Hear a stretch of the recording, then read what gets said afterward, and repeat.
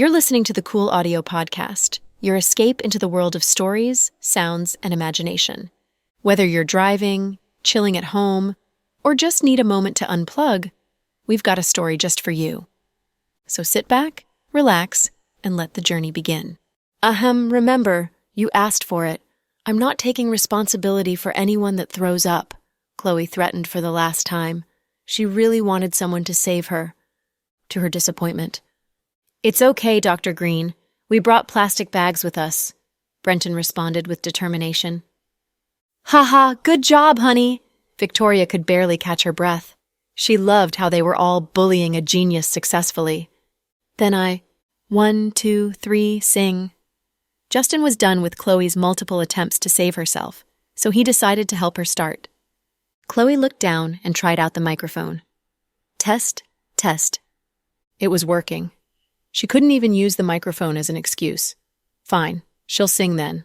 What was the big deal? The fact was that a lot of people in their little group could sing very well. The first and foremost was Cody, who debuted as the lead singer of a boy group. Even Justin and Jack were good at singing. They had both taken professional singing classes and could sing 1,000,000 times better than Chloe. So she didn't want to embarrass herself in front of all these people. So she decided to sing something simple, praying to God that she wouldn't go too off-key. After 3 seconds of silence, Chloe looked down and sang into the gold microphone. Rain or sunshine, my heart is content. I once cried because of a broken toy, but the clouds after a storm are much more beautiful, as if the rainbow is smiling. I want to be a brave little sun that welcomes the future and flaps my wings. I want to bring hope to everyone around me. I want to bring warmth to the rooms and make everyone happy. I can't believe Mommy picked this song. Little Bean was speechless. I'm just surprised that she's not off-key, Pudding commented wholeheartedly. Justin had never heard this song before. What's the name of this song? She's not bad. Sarah answered, It's a children's song called Little Sun, basically the same as Two Blind Mice. Max, what's she gonna sing next time? Little Moon? Victoria, how about the Olympic rings? Anne, it's a miracle that President Green even agreed to sing. Let's not pick at her song choice, all right? Cody was speechless in laughter. He leaned against Violet's shoulder, looking at her genius sister. Chloe knew she wasn't good at singing, so she picked a super easy song with less than 200 words. The melody was as simple as the wheels on the bus. So did she pass their test? Guys, what are you doing? Shouldn't you be clapping right now? Chloe grasped the microphone and asked awkwardly. Yes, great job. Honey, you're the best. Mr. Dawson began clapping himself, making the situation even more awkward. What are you guys playing at? If you keep bullying me, I'm going to... Don't jump, we're on the ocean, Max teased Chloe. You're thinking too much, my friend. What I meant is, if you keep bullying me, I'm going to ask the bodyguards to push you all off the boat. Yes, you were amazing. Come on, let's all clap. Sarah immediately clapped cooperatively, and everyone followed along. Then, Chloe threw away the microphone, took out her phone, and for some reason decided to upload an update to her friend circle. She wrote, My friends all said that I suck at singing and am tone deaf. I say that I have too many friends. The group was speechless upon seeing this post. Chloe sang this song not just because it was easy to sing. Jack was the only one who knew how much Chloe valued the lyrics to a song. It was like how she loved Leslie's Silence is Gold. She used to ask Jack to sing this song for her. Although it was an old song and not a lot of millennials even knew of it, she loved the song's lyrics. In fate, it was already decided that you be rich or poor. What is false will never be true. Truth is always true. Whatever you say, I'll be responsible for my own duties. Always believe that silence is gold.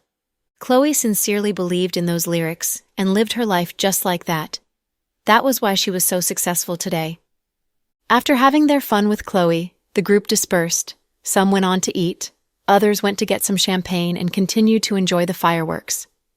Jack, worried that his pregnant wife would be too tired, asked Avery to take care of the twins, while the two of them walked back to their room to rest for a while. Honey. Yeah? Did you like my singing? I did. Haha, I know you'll never say I suck. You don't want me to get angry. No, I really did like your singing. Jack said in all seriousness. Really? Chloe asked suspiciously. Honey, you're a little sun that not only gives me warmth, but also lightens up everyone around you. Mr. Dawson, you're too much. Chloe covered her face in embarrassment. Jack was right, though. Although she couldn't say it for herself, she really did think of herself as a little sun to her friends and family. She wanted them to be happier because they had her in their lives. She couldn't say those words herself because it would seem narcissistic, but Jack obviously knew her better than everyone else. I'm not too much. I'm just telling the truth. Dr. Green, you are and you always will be the best. After arriving in their room, Chloe sat down on the bed while Jack kneeled down in front of her and helped her untie her shoes. At this moment, Chloe wished she could live like this forever. Even later, when Chloe had to endure inhumane hardships and make life's most difficult decisions, she would think back at this moment whenever she wanted to end her life. She looked down as Jack untied her shoes. His handsome face and gentle gestures melted her heart. Jack rarely showed any emotions to other people. All his emotions were exposed to Chloe, and Chloe only. What are you thinking about? Jack looked up to see Chloe staring at him. Honey, will you be this good to me for the rest of my life? What do you think? Jack's lips formed a smile that was capable of mesmerizing a million girls. I want to hear you say it, Chloe answered stubbornly. With her giant belly, she bent down and pinched Jack's flawless face with both her hands. Of course I will. What if I change in the future? What if I'm not the person I am today? Would you still be this good to me? Chloe asked, feeling a little emotional. Jack stared into Chloe's eyes and smiled. Then he said, slowly and word by word, Listen to me. You're my wife, the most important person in my life. Even if you commit murder or arson, even if you commit 100 sins and are condemned by society, I will still love you like I do now. Chloe knew that Jack rarely said anything romantic. He only said things that were true and from the heart. Therefore, upon listening to his words, Chloe's eyes became misty. Don't tell me you're going to cry. Jack reached out and rubbed the tip of Chloe's nose gently, as if he were consoling a crying child. No, that's not it. I am hungry. I want something to eat. Sure, what do you want? I'll ask a chef to send some food over. No, I want you to make me black pepper pasta. Pretty please? Chloe asked coyishly. Sure, why not? It's actually your son who wants black pepper pasta, not me. Chloe smiled. How can my son be the scapegoat for everyone before he's even born? Ha ha, Chloe burst out in laughter. She always found Jack's cold jokes funny. Chloe's birthday party ended soon after. After midnight, Max arranged a raffle and gave the guests a lot of presents. After the party was over, the cruise ship returned to the dock, and everyone left, one by one. It was already 1:30 a.m. when Chloe and her family arrived back at South Hill Manor.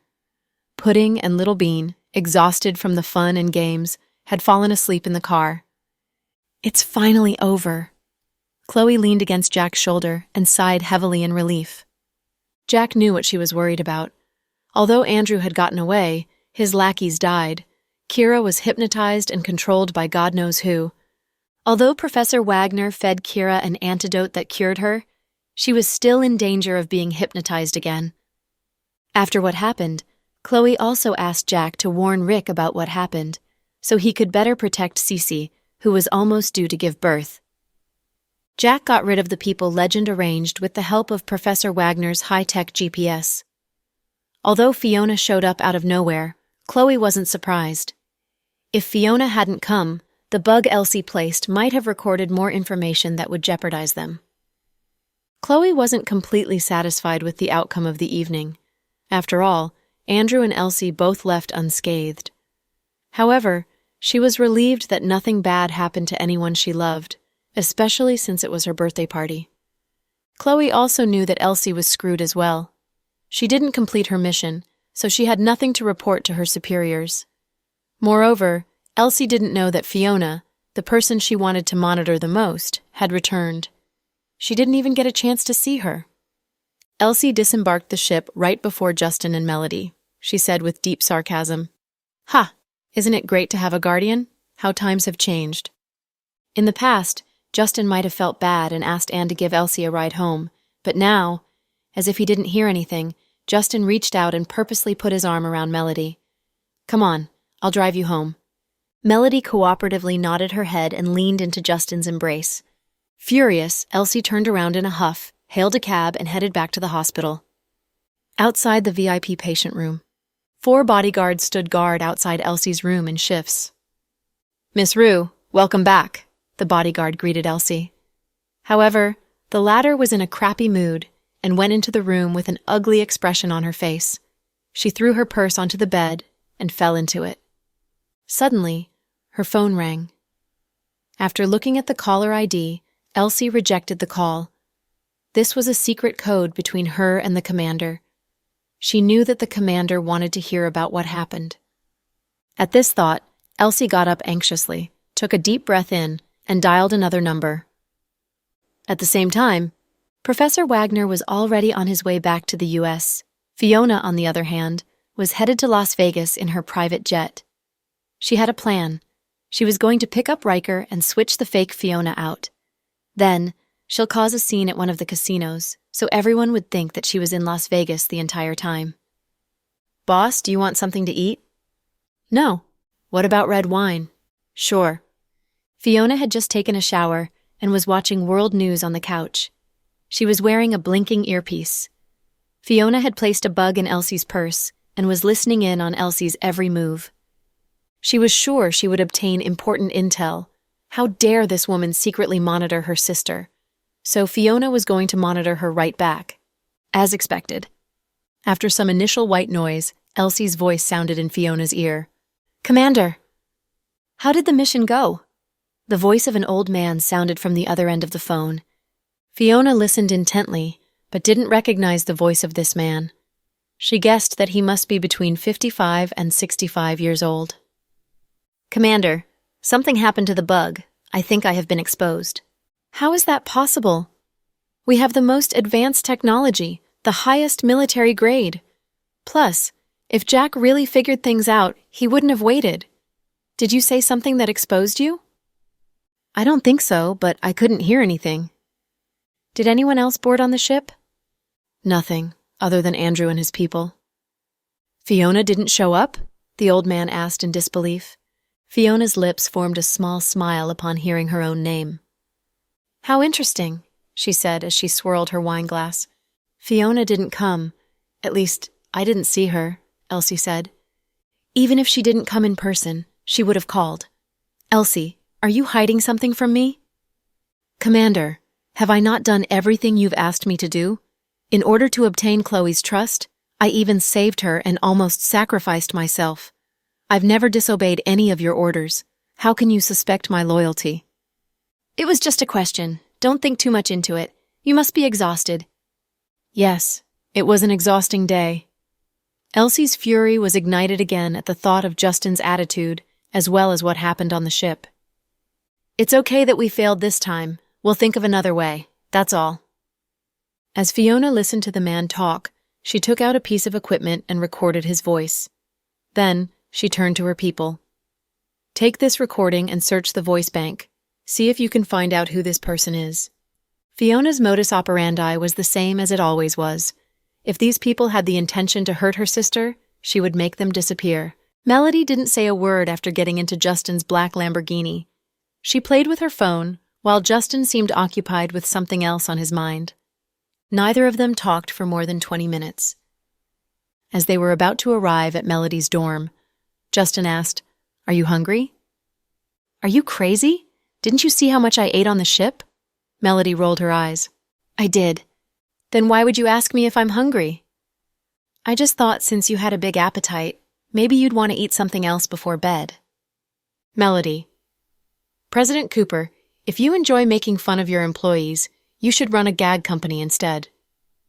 "Ha, I like making fun of other people, but I don't like it when other people make fun of me." "So, in a nutshell, you're shameless." "It's lonely being the only shameless one here.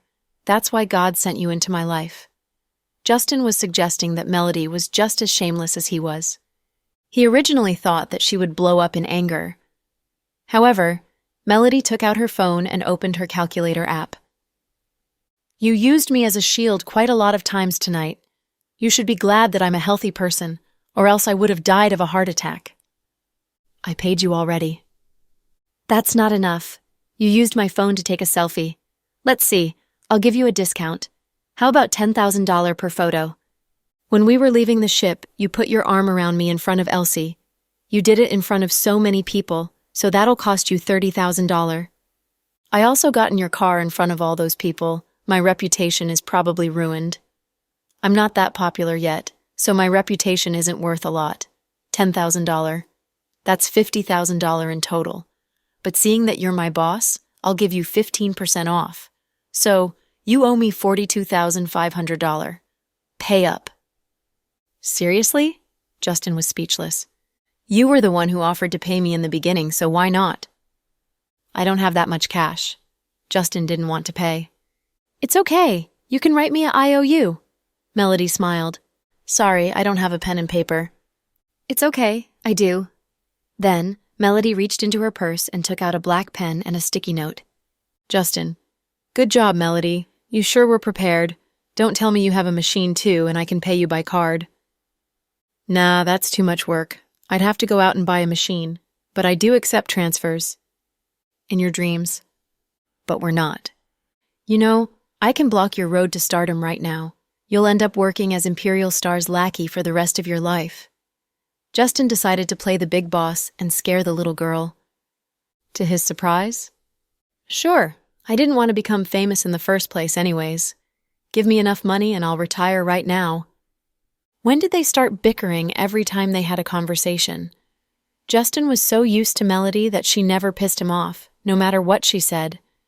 Justin even found some of her expressions and words funny. He was constantly looking for ways to retaliate. Justin's mind seemed to relax and wander off for a second. He didn't see a giant trunk driving towards their direction. Justin! When Melody saw the truck, it was already too late. Her eyes widened, and she couldn't help but scream in horror. Upon hearing her scream, Justin looked to the side to see the giant truck coming right at them, with no intention of slowing down. If Justin reacted a second slower, they would have both died. Luckily, Justin had been driving for years and could handle a stick with his eyes closed. Moreover, he was so familiar with these streets and had never been in an accident, ever. Although he had a hot temper, he was a very calm driver who would never drive so recklessly that he would put others in danger. Therefore, it was a shock to Justin that something like this would happen tonight. He was driving through an intersection. There were only 2 people in his sports car, and he didn't speed nor run a red light. The truck, however, had run a red light and was speeding towards them from the intersection to their right. If Justin reacted a second later, Melody would have died on the spot. But he didn't. As soon as he realized what was happening, Justin stepped on the gas pedal as hard as he could. Although the truck was driving very quickly, it only crashed into the tail of Justin's Lamborghini. However, because of his high speed, the truck knocked Justin's car onto a tree off to the side of the road. As his car crashed, Justin instinctively turned the steering wheel left so he could protect the person on the passenger's seat. As they crashed, Melody's entire body was in pain. She thought she was going to pass out until the ambulance arrived, like the victims of the TV shows she had seen. However, she was awake the entire time and felt every nerve in her body respond to the pain. After 5 years, Justin's Lamborghini had officially retired. However, under those circumstances, Justin really didn't have any other choice. The good news was, they crashed on a street that was filled with nightclubs and bars. So, although it was past midnight, there were still a lot of people out on the streets. Some called the police, others called the ambulance. Justin felt like his head had become heavier and felt something warm begin to drip. He couldn't move at all. Justin, wake up! Don't sleep! Stay awake! Melody wasn't injured as badly, so she kept yelling at Justin so he wouldn't pass out. Stop being so annoying. You're making too much noise for me to fall asleep, Justin responded, tasting the blood in his throat.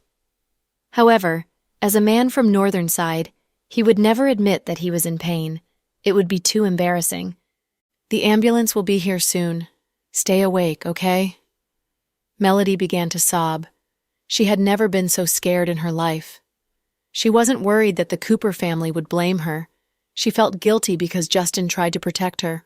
Plus, if something were to happen with Justin, she would never be able to see him again. For the first time in her life, she felt pure terror. "It's not like I'm dying," Justin joked. Perhaps they recognized Justin's license plate. The police, fire department, and ambulances from both the first hospital and South Side arrived very quickly. Technically, the first hospital was closer, so they should be taken there. However, Justin immediately said, "Take me to South Side. I want to go to South Side." Melody knew that Justin wanted to go to South Side because he trusted Chloe. The paramedics didn't want to offend young Master Cooper, so the two nurses took them to South Side immediately. Justin had been pushed into the operation room for at least 10 minutes when Chloe got word of what happened. She and Jack were about to go to bed when they received a phone call from South Side. They jumped into their car and drove towards the hospital without wasting another second. When Justin arrived, she saw Mrs. Cooper crying outside the operation room. Her bodyguards and maids were there as well. "Mrs. Cooper," Chloe greeted Mrs. Cooper with a raspy voice. Upon hearing Chloe's voice, Mrs. Cooper stood up slowly and ran towards her, grabbing Chloe's hand as if she had just seen her savior. "Chloe, please save Justin, please." "Mrs. Cooper, Justin will be fine. Don't worry." "Chloe, you're a great doctor. Everyone calls you a genius. I know you can handle any procedure. Can you please save Justin? I can't lose him. He's my own son. I won't be able to handle it." Nothing like this had ever happened to Mrs. Cooper, ever. In front of her injured son, she was no longer calm and elegant. She was just a normal mother who was worried to death about her son. Chloe's grip tightened around Mrs. Cooper's hands. "Don't worry. I will do everything I can to save Justin." Good. Mrs. Cooper, Chloe's specialty is OB/GYN. Justin injured his head. That's neurosurgery. If you trust me, I can help him. Jack, who was standing quietly behind Chloe, suddenly said. Upon hearing this, Mrs. Cooper's eyes lit up. If Jack hadn't mentioned it, she would have forgotten that he was a renowned neurosurgeon. She remembered that he performed a very high-profile surgery for an official in Capital City when he first returned to the country. So Mrs. Cooper immediately felt some relief. "Jack, of course I trust you." Jack nodded. "Honey, hurry up and go get into scrubs. I talked to the nurse already. She'll take you into the OR." Chloe and Jack had already discussed this on their way here. Although Chloe wanted to help, she was very pregnant and slow. Moreover, Jack was right. Chloe may be a genius, but she didn't have much experience with neurosurgery. Just like that, Jack quickly changed into scrubs and went into the OR with the nurse. "Mrs. Cooper, where's Melody?" "She's downstairs in orthopedics." "Is she severely injured?" Chloe asked worriedly. "She's not as bad as Cooper. The police told me that the driver sustained the worst injuries."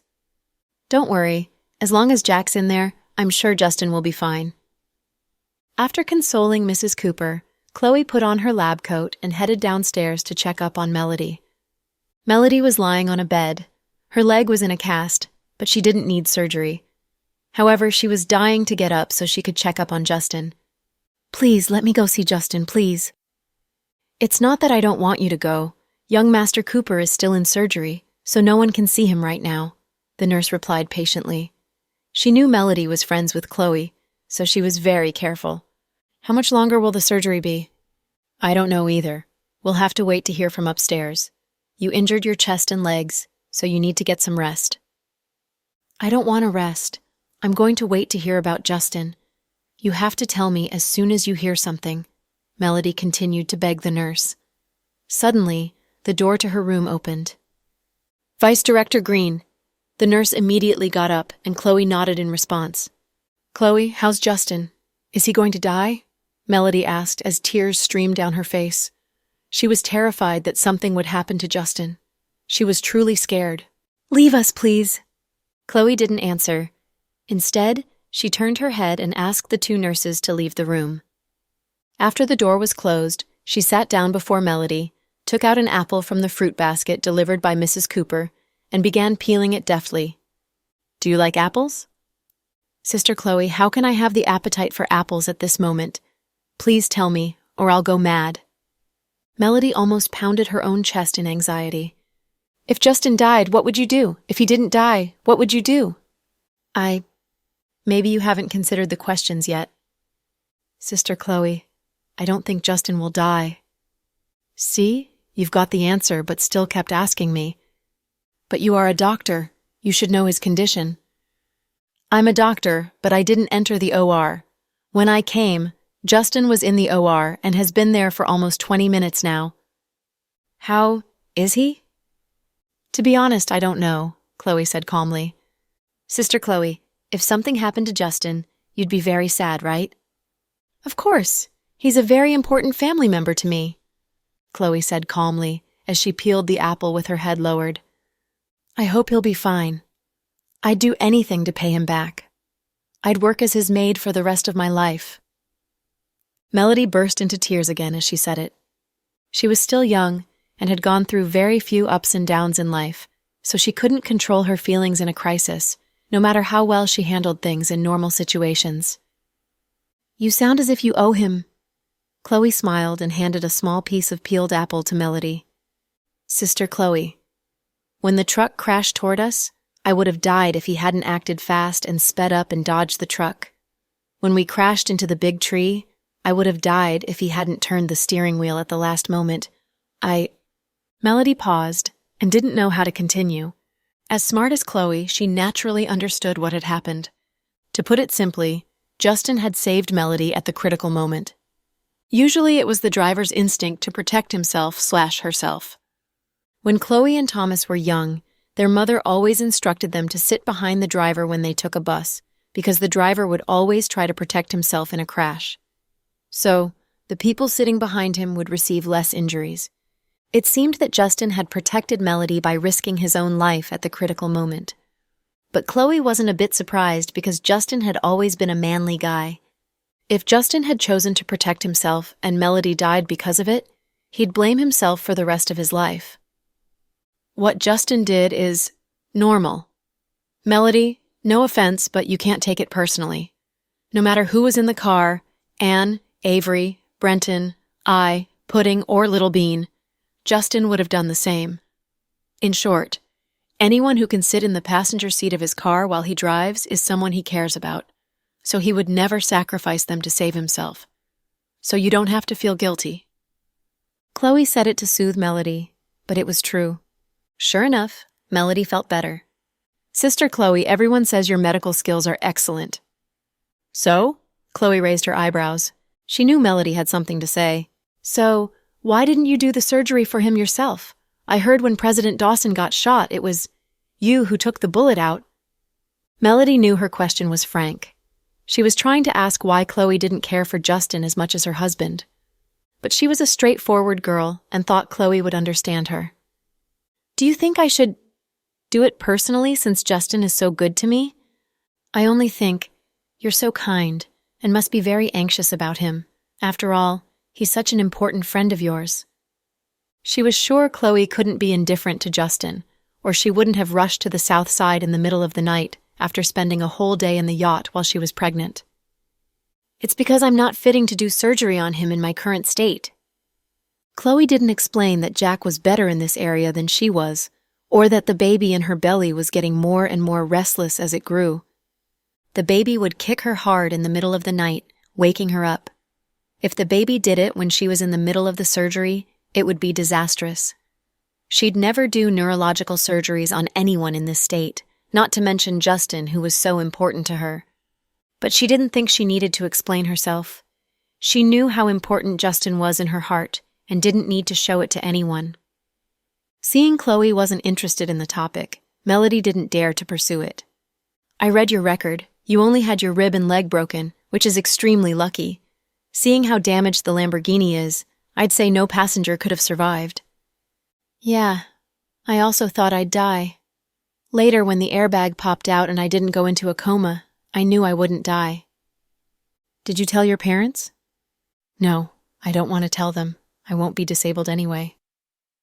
Okay, but you must stay put in the hospital and can't walk around. Write down anything you want to eat, and I'll get the caretakers to buy them for you. Thank you, Sister Chloe. Melody thought Chloe was quite nice and generous with her since they were not real relatives. Melody, Yeah? What kind of vehicle hit you? A deep blue big truck. Oh, did you see the driver? No, things happened too fast. What, did the driver hit and run? Melody looked tense. No, the driver is dead. Chloe had a file about the crash in her cell phone. Noah had got it from the traffic police team. Neither the truck nor the driver came from this city. After the truck ran the red light toward Justin's car, it crashed into a cement wall of a building on the roadside. The truck was distorted in the crash and the driver died instantly. Dead. Does it mean that no one will pay for our medical expenses? To be honest, Melody was worried about the medical expenses she'd face. She had thought if they got the truck driver, he'd pay for these fees, but it seemed the situation was worse than she expected. Even if he was alive, I'm afraid he wouldn't be able to afford your medical expenses. Reading the file in her cell phone, Chloe said in a low voice, Sister Chloe, why did you say that? Melody was surprised. Because this driver is poor. 31 years old, unmarried, he adopted a crippled boy who was later delivered to a relief station because he didn't have money to raise the boy. He had no family. He rented his lodging, and the truck belonged to his employer. He was an alcoholic, and he was drunk when he drove the truck and hit you. Drunk driving. Melody had never hated drunk driving so much in her life. In his situation, he'd not be able to compensate you even if he was alive. He could only be jailed. Yeah, we're so out of luck. Melody felt unlucky. If people got hit by a BMW, Benz, or a Porsche, they'd get a big amount of money for compensation, but she was hit by a penniless alcoholic. Sister Chloe, about my medical expenses here. Knowing how expensive the South Side was, she wanted to ask Chloe if the latter could pay the fees for her, and she'd pay Chloe back little by little. But she couldn't continue because she felt embarrassed to ask for a loan. Don't worry about it. Auntie Cooper has paid it for you. If she didn't, I'd pay it for you. So keep your mind on recovering. I'll pay her back. Sister Chloe, please find out the exact number for me. Okay. Not to hurt her self-esteem, Chloe agreed with a smile. After feeding Melody the apple, Chloe returned to the door of the OP and saw everyone was here, including Anne, Max, Avery, Brenton, Victoria, and Case. Zuri wasn't here, though. Noah arrived too, and he explained, Ethan is asleep, and Sarah doesn't want to leave him home all by himself. Unlike Brenton, who had many servants in his luxurious home, Noah lived an ordinary person's life as the chief of the Municipal Security Bureau. Without housemaids, Sarah must do the cooking and laundry by herself. No one minded her absence since they knew the situation of Noah's family. Jack is doing the surgery? Noah asked Chloe. Yeah. How long has he been in there? More than half an hour now. Chloe glanced at her watch and estimated the time. Damn it! Who's the driver? Noah, tell me and I'll go and kill him. It was the first time that Max saw Justin lying in an OR in life-threatening condition. He was furious and wanted revenge. He's the first undertaker in the suburbs. Ah, he's dead? Max was surprised. Yeah, he died on the spot after the crash. Justin reacted fast and dodged the deadly crash but hit a tree and got wounded, Noah explained. Everyone fell silent, wishing Justin would be fine.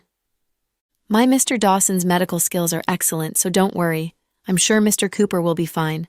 You guys just think about what gift to give him after the surgery. Hearing Chloe's words, they relaxed a bit. Chloe glanced at Noah with an unreadable expression and said with a low voice by Noah's ear, Come with me. Noah knew Chloe wanted to talk to him in private, so he followed her out without a word. They made many turns in the corridors until they came to a remote corner.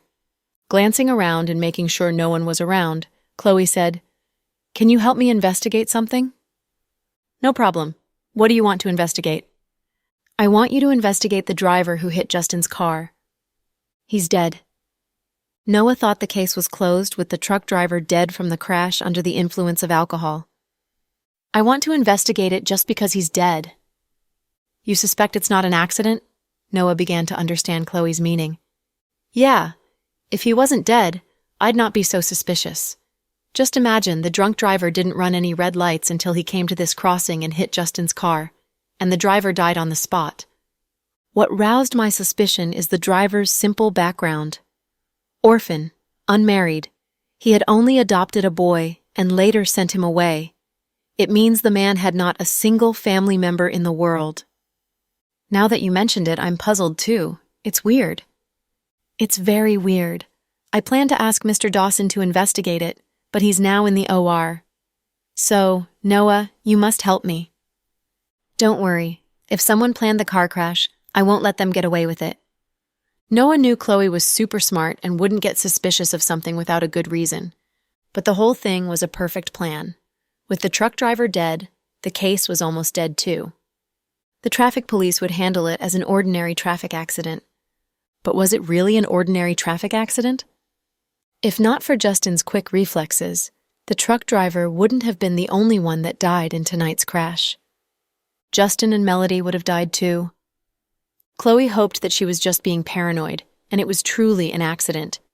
If it was planned, then who wanted to kill Justin? At the beginning, Chloe's first suspect was Elsie. The latter had been resentful of Justin and disdainful towards Melody. But at second thought, she didn't think Elsie was bold enough to try to kill Justin. With Justin's background, if it was found that Elsie had done it, not only she would die, but her father would be in trouble as well. At this thought, Chloe ruled out Elsie. Besides, Elsie had looked astonished when she learned about the accident and was said to have gone to the door of Justin's OR and even to the ward of the orthopedic department and cursed Melody for bringing bad luck to Justin. Chloe, if someone truly planned this crash, what kind of people do you think they are? Does Mr. Cooper have many enemies? Instead of answering, Chloe asked Noah. Yes. It was true. Justin had a hot temper and had made many enemies in the years of doing business. Does he have enemies who hate his guts and want him dead? I don't know. We have to ask Justin after he wakes up. But Chloe, are you sure Jack can save Justin? Will he wake up? Noah knew this crash was very serious, and it was hard to say if Justin would wake up from the coma. To be honest, I'm not sure. I didn't enter the OR, so I don't know the specifics, but I believe my husband will try his best to save Justin. If nothing else, Chloe could guarantee this part because she knew Jack's character more than anyone else. If Chloe wasn't pregnant, and this was an area that she was good at, Jack wouldn't have stepped in and done the surgery. After all, if Justin's wound was so severe that he didn't survive it, Jack might be blamed for not doing his best to save his rival in love. It was possible that the Cooper family would hold a grudge for the rest of his life. Of course, if Justin could survive it, everything would be fine. Chloe and Jack had considered all the options and consequences of the issue on their way to the hospital and finally decided to try their best to save Justin no matter what. Chloe felt that, no matter what they did, they could never pay Justin back for getting her out of prison and taking care of her and the twins for years. So they went all out to save Justin. I hope so. I'll go and get people to investigate the issue. Okay. Noah took out his cell phone and instructed his men to do the investigation. Meanwhile, Chloe was worried. Chloe planned to have a talk with Justin after he wakes up and find out whom he had offended. When Chloe returned, the others were still waiting in the corridor. Mrs. Cooper's face was very pale, and Chloe helped her to sit on the bench. They waited silently. Meanwhile, in a hotel in Kuala Lumpur in Indonesia, Andrew had escaped by jumping into the sea after Fiona beat him senseless. Then he was picked up by a boat and sent to Southeast Asia. On his way to report the mission, he had been uneasy, thinking those people might beat him half dead after he failed his mission. In fact, Hunter had never imagined that he'd completely occupy Andrew's body. He used to appear temporarily when Andrew was in a fit, but now he took possession of this body day and night, while Andrew's consciousness was imprisoned in the depth of his soul and couldn't get out. Of course, all of this was those people's doing. They had injected an unknown pink liquid into his body each week, so he could be Hunter all the time. "Is the young madam in there?" Hunter walked to the door and asked the two black bodyguards in English. "Go in. Young madam is waiting for you." Fearfully, Hunter knocked on the door and walked in. A woman dressed in a thin black gauze gown sat on the sofa. She had long brown hair and still wore the golden mask. Today, she only wore half of the mask, and one could see she was young and had a mild temper. The black gauze gown she wore looked as sexy and mysterious as a lingerie. On her feet were a pair of fiery red high heels, and the color was startlingly bright in the dark night. "My dear Hunter, how was your trip? Did you see your old friends?" The woman's voice was very melodious. "Young madam, I failed. Please punish me." Even a man as overbearing as Hunter had to kneel before her in fear and beg for punishment. Who on earth were these people? "Oh, you failed?" The masked woman smiled as if she had expected it. "Yes." Hunter didn't dare to say one more word, afraid he had misspoke. He never liked to take orders, but these people, they scared him. "Any reasons?" The woman looked at Hunter with a smile. "Fiona went there." "Oh, so you're no match for Fiona?" "Young madam, you must be kidding. Not to mention Fiona, I probably am no match for her subordinates. They are outlaws who fight without caring for their lives. Even the Interpol can do nothing about them." "So, you think you failed because I gave you too few people? Shall I give you an army?" "No, I didn't mean that. I'm useless. Please punish me." Hunter knew a failed mission was a failed mission. The employer only wanted the results and never cared why you failed it. So, he didn't dare to find excuses, or he'd make things worse.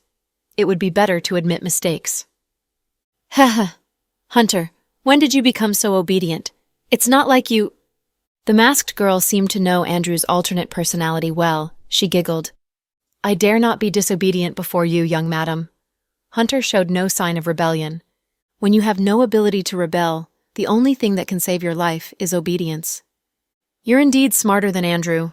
Smart guys know the ins and outs." The masked woman looked to be in a good mood and wasn't angry at Hunter for failing the mission. "Of course. After all, I care for no one." "But he's been loving that woman all the time," Hunter said in disdain. "If, one day, Fiona fell into your hands, what would you do?" "I'll cut her into pieces," Hunter said without thinking, as if he had been planning on it and just hadn't had the opportunity to carry it out. "Very good. I like your viciousness." Hunter lowered his head and didn't dare to speak while his legs began to numb from his kneeling. "You just came back and must be exhausted. Go and get some rest." You're not punishing me, young madam?" Hunter was pleasantly surprised. "It's not necessary. It's not your fault that the mission failed." "Shall we try again? Fiona can't stay with Chloe forever."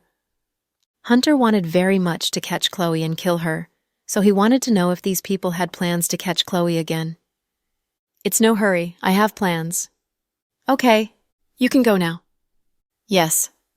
Hunter backed out of the room respectfully. The woman stood up, walked to an antique stereo set and pressed on a button. Then, a magnetic, well-known singing voice came from it. It belonged to a superstar popular in the 80s in the States.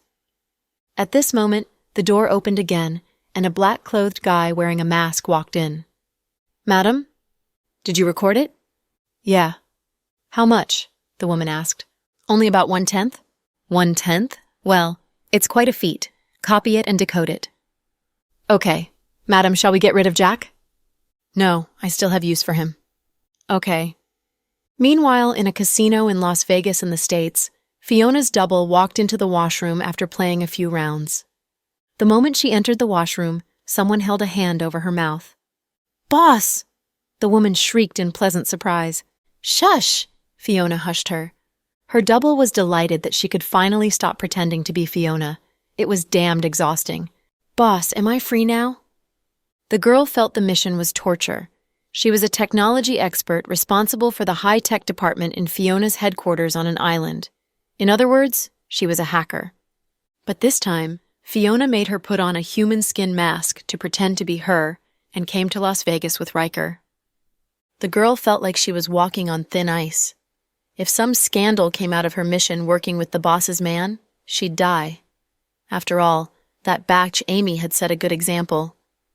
"You look so lame. How can you call yourself a top-level hacker?" Fiona looked disgusted.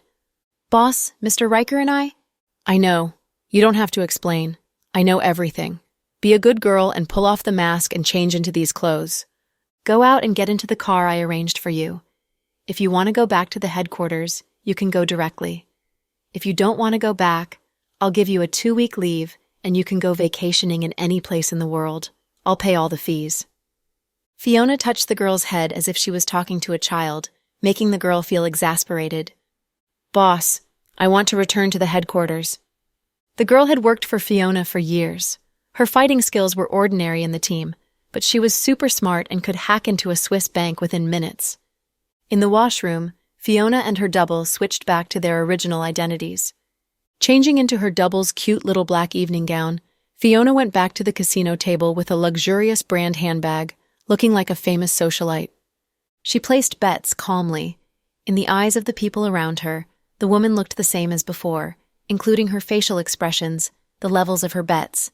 She still spoke few words. However, the moment she sat down, Riker's eyes changed subtly, but no one noticed the change.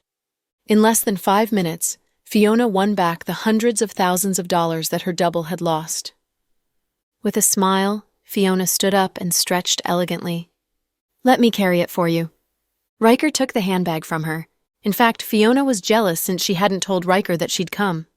According to the plan, he and her double would stay here for 3 days and 3 nights and then fly to Milan in Italy to meet Fiona.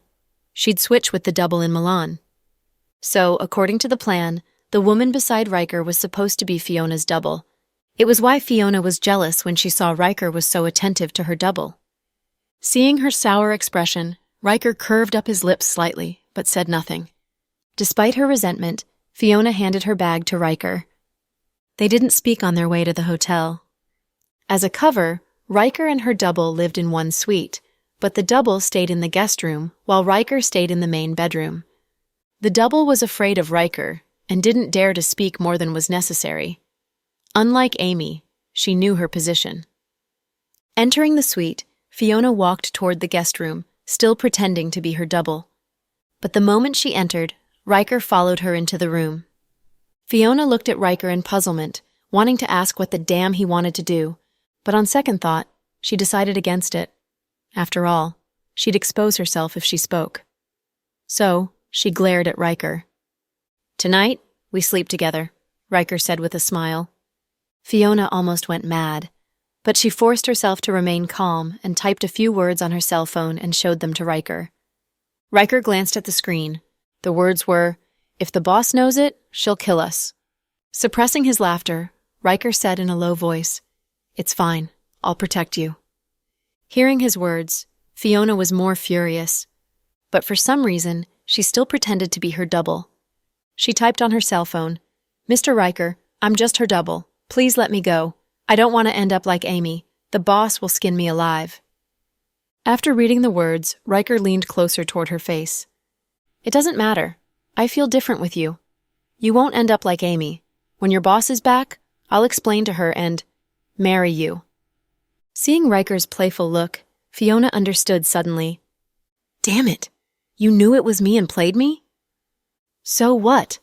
Our Queen Fiona came back without telling me and even refused to sleep in the same room with her husband. Why did you do that to me? Where's the reward you promised me?" Crossing his arms before his chest, Riker demanded, "I was just kidding. Haha. But tell me, when did you find out it was me?" Before she could finish, Riker pushed her onto the soft big bed behind her and fell on her with a storm of kisses. They were more bites than kisses, but he kept the pressure to the perfect level. In fact, Riker wasn't experienced in this, but his flirting skills were the best. "Psycho Riker, listen to me. After I get the interest of the reward you promised me..." Riker was determined to take what was his, and Fiona gave in. She was a figure whose name struck fear into many people's hearts, but now she was lying on the bed under him and letting him feast on her. "Hey, damn it. I haven't had supper yet. I'm hungry. Get off me." Fiona couldn't remain gentle for more than 3 seconds. When she lost her patience, she was full of dirty words. Hearing Fiona say she was hungry, Riker let her go reluctantly. "What do you want to eat? I'll call the room service for it." "I have a sudden urge to eat instant noodles." "We have instant noodles in the hotel room. Go and boil some water and make it for me."